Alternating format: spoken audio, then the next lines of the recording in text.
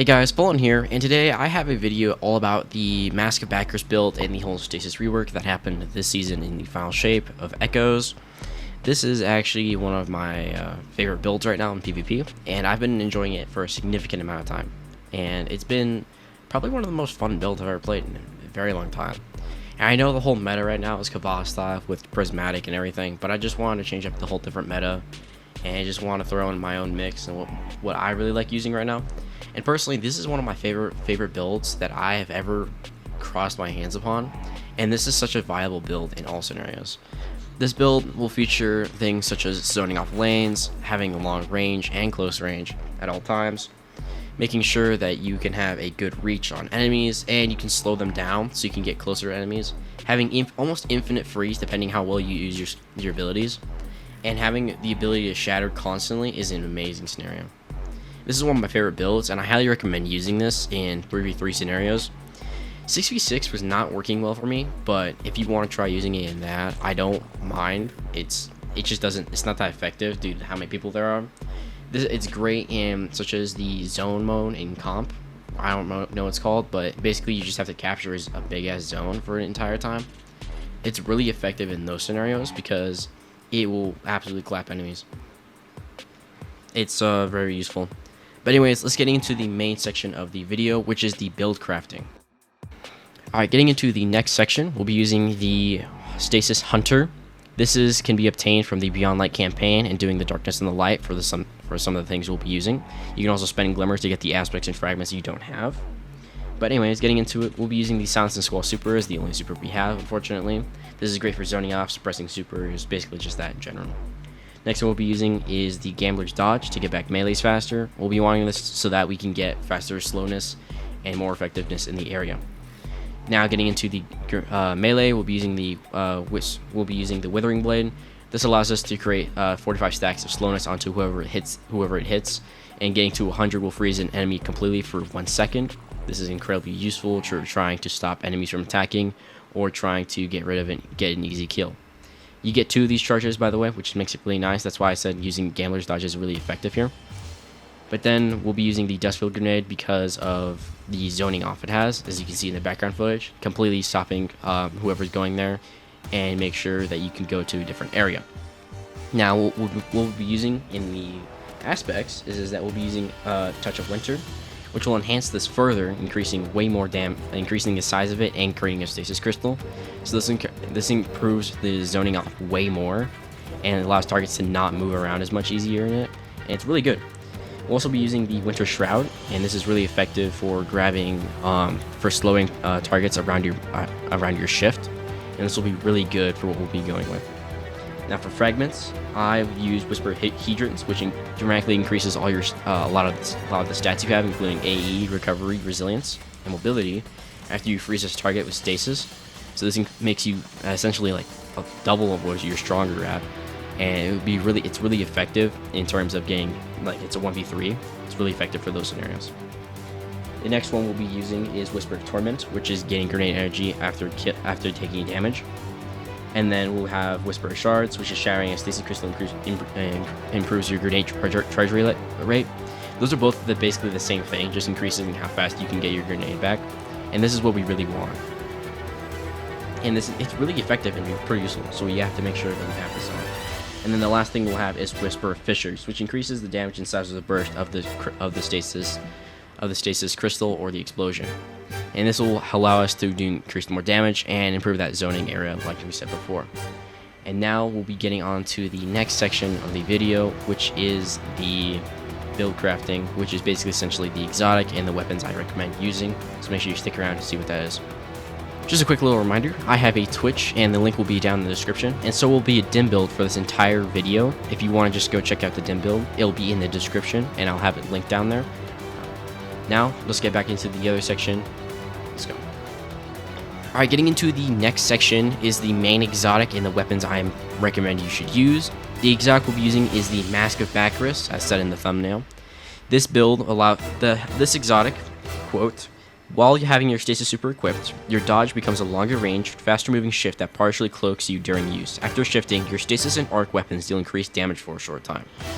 This is incredibly nice because after dodging, and moving around. After dodging, you get a ×4 arc surge buff, which is not possible, by the way, on any occasion. You can only get ×3, and so this buff is actually hella strong. Buffs your weapons up. You could, if you had a really strong pulse rifle, you could probably 2-burst really easily with it, or something that had really good precision. You might be able to one punch a lot easier with a shy.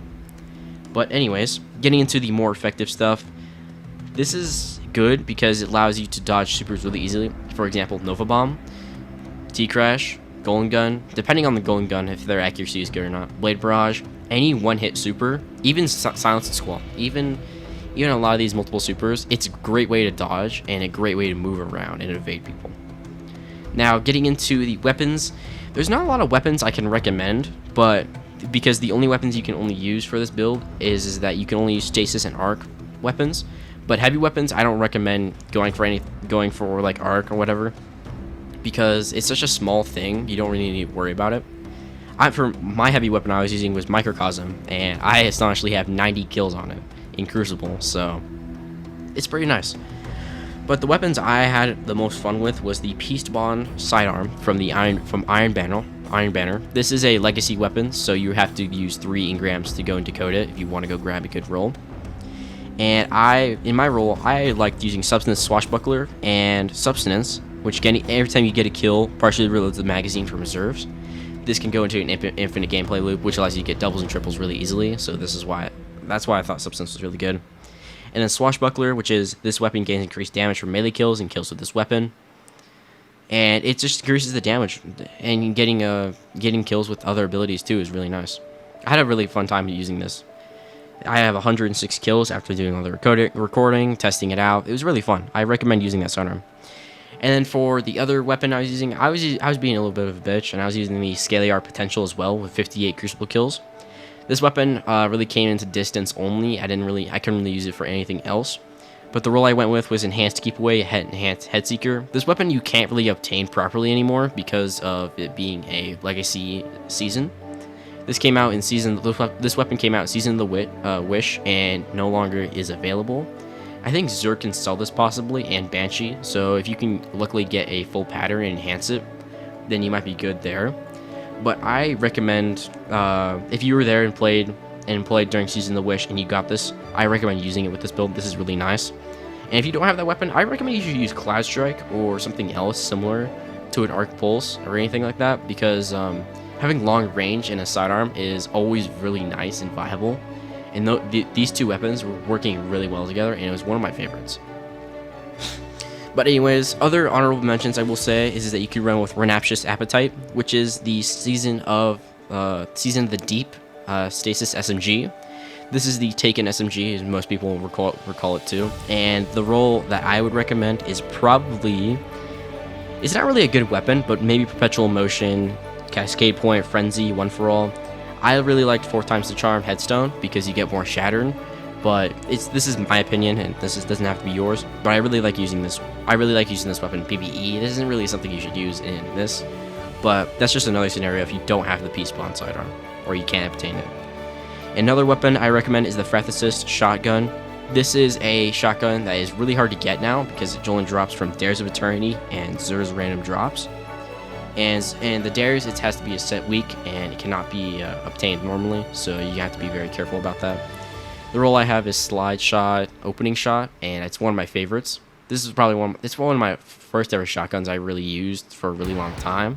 And then I got Matador, and I just couldn't get off that shit. But anyways, that's one of the weapons I recommend. You can also use the Judgment hand cannon from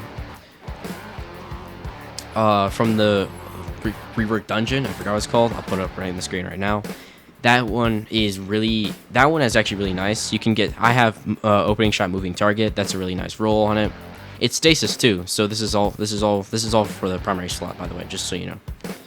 Then another one I could also recommend is the Lumina Vigil, Cryosthesia. There's multiple other ones there, but those are the ones that just come off the top of my head that I think would be really good for this build. And you don't have to use any of these. Those are just one of my favorites and the opinion I chose. But anyways, let's get into the whole summarization and the pros and cons. Alright, let's get into the pros and cons. Pro, this is one of the best zoning off builds you can have in the game. Besides having the obvious, you know, this is like the only best zoning off build you can have on Hunter. Not really anything else you can do. This build can go in as aggressive if you want to. This is a very adaptive build. It depends on your playstyle, how you use it. This is the playstyle I really like is just more gunplay and zoning off. Similar to how kind of like how different games play. Like for example, Siege, you kind of have to look at different angles and watch where you're going. But then again, I've never played Siege, so I can't really say shit. One of the biggest cons I will say is that the cooldown for the dodge. The cooldown for the dodge is excessively large, and getting it back without dying is kind of annoying. But as soon as you get it back, it's pretty fun, and the surge mods are actually incredibly powerful, so I highly recommend using it. Now, I can't really say anything else for cons. The cons that I would describe is that just having a bad super and a bad melee, but I mean, the super isn't that bad. It's not, in my opinion, I don't really like it, but you could use multiple other things as well. And I don't really have anything else to say for the pros and cons. I think it's a really good build in general, and this can be adapted to many things. And if you want to use it to whatever you want to use, that's your option. And I think that's really cool. Alright, well, this seems to be the end of the video. Hopefully you guys enjoyed watching this build, and hopefully you guys use this yourself. Remember to make sure you check out my Twitch. It'll be in the description as well. And check out my channel. It's a little bit outdated. Haven't really updated on a while. But plan to do a lot more stuff in the future. Just haven't really found any inspiration to do anything for Destiny. Kind of went through a hot spot with Destiny. Got a little burnt out. But anyways, hopefully you guys enjoyed. A dim link will be down for the build as well. So don't worry about any of that. Make sure you guys have a great day. See you.